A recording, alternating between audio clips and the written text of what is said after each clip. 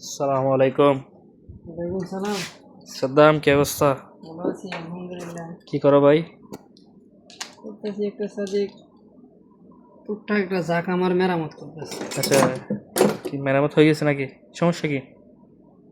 সমস্যা বহু সমস্যা, বিয়ারিং গেছে গা, আচ্ছা। সিল, হুম। এই যে বিয়ারিং আচ্ছা।